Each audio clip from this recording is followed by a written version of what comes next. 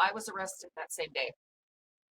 They, so I called 911. I signed a consent to search the house and the car, willingly gave my DNA. I gave them my phone, the passcode to my phone, everything. So I didn't hide anything. I fully cooperated. I talked to police, and it was just crazy. Um, you know, they had the opportunity to swab my hands to be, extra sure because I mean, you took my DNA, but do you know what I mean? And that would have really helped a lot of things. Um, but I do know that some swabs were done, and I feel like it wasn't the answer that they wanted, or maybe that's why, and they were also supposed to search his car. And that was crazy too because they had all the text messages, where he clearly told me, I'm buying a rope. And I'm just like, I I mean, I have the paper. So, oops, sorry. Well, that's what I actually said though. So like it's literally in black and white on the thing. I mean, right. Well, yeah, so I said, "Have you lost your mind?" Um and so I had been talked to by a bunch of different people. I was in the back of a cop car by the house, and after that they drove me to be interviewed, to be actually interviewed. The detective, the guy he was ridiculous. He was like, I just want to get through this. We need to get through this. And that's actually in the transcript. I mean, the guy was just, I get that you have somewhere you need to be, but like, I felt like that was kind of important. You know what I mean? And maybe that should be, thoroughly taken care of. So I don't know if he was late for a date. I don't know what was going on, but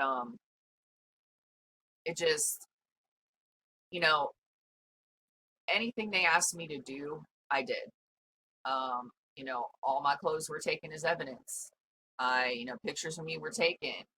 They're like, there's no bruising. Well, of course there was no bruising. We weren't fighting. And that was the one thing that we literally weren't fighting.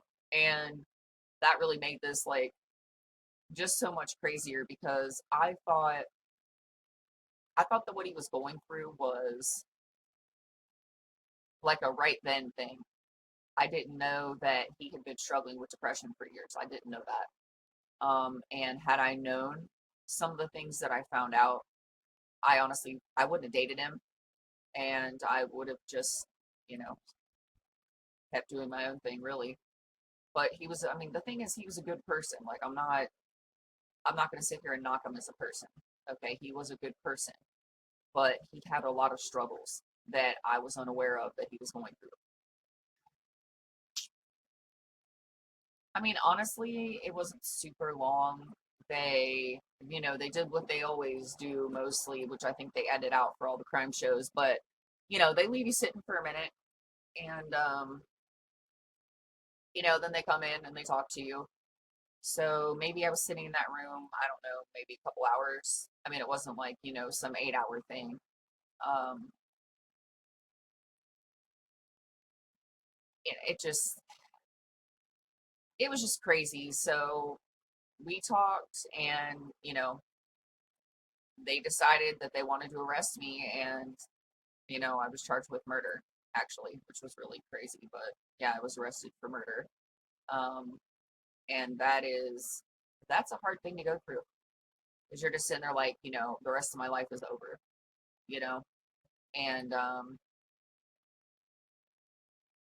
it's just, the system just is sucks sometimes because, it's easier when something like that happens. They're going to arrest somebody until they can sort out the evidence.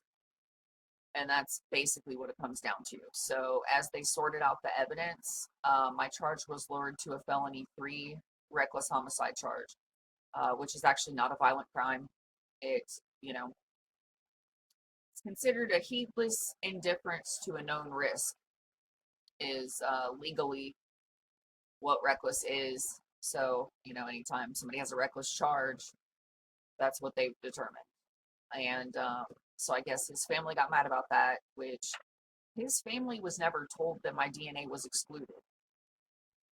So that added a whole nother layer to this that was very frustrating because the state was not being honest with his family. You know what I mean?